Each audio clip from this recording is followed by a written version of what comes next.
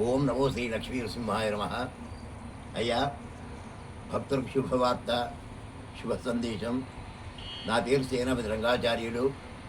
ఈ లక్ష్మీ నరసింహస్వామి వారి యొక్క సంకల్పం చేత ఈ ప్రదేశంలో స్వామివారు నా కళ్ళలో సాక్షాత్కరించి నేను ఇక్కడనే కొలువై ఉంటానని చెప్పగా, ఆ స్వామివారి యొక్క ఆదేశానుసారంగా అందరి యొక్క సహకారంతో జిల్లా కలెక్టర్ గారు, రెవెన్యూ శాఖల వారి సహకారంతో, ముఖ్యంగా మన ఎమ్మెల్యే గారి సహకారము, నాగరాజు గారి యొక్క సహకారము, నాయన రాజేందర్ రెడ్డి గారి సహకారము, ఇతరత్ర రాజకీయ నాయకుల యొక్క సహకారంతో ఈ ప్రదేశం లోపల స్వామివారి ఆలయానికి ప్రతిష్టాపన యంత్ర ప్రతిష్ట సంవత్సరం క్రితం జరిగింది.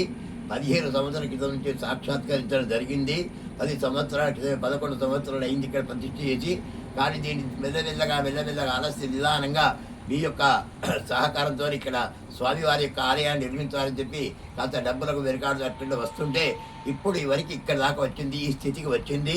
ఇది మే 1వ తారీఖు నాడు ఈ యొక్క లక్ష్మీ నరసింహస్వామి వారు, వారితో పాటుగా నవనారసింహులు, వారితో పాటుగా అష్టలక్ష్మి అమ్మవార్లు, వారాహి, ఆంజనేయ స్వామి, గరుడాల్వాళ్ళు, ఇతర ఆ యొక్క స్వాములు వారి యొక్క సమక్షం లోపల ఈ యొక్క దేవాలయం నిర్మింపబడుతుంది.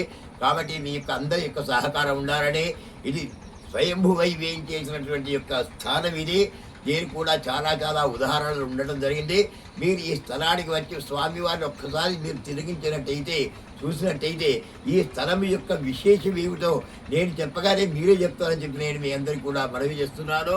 కాబట్టి ధర్మో రక్షత, ధర్మాన్ని కాపాడుకుందాం, చక్కగా నడుచుకుందాం, అందరు సుపరిపాలనగా గావిద్దాం. జయ లక్ష్మీ నరసింహస్వామి.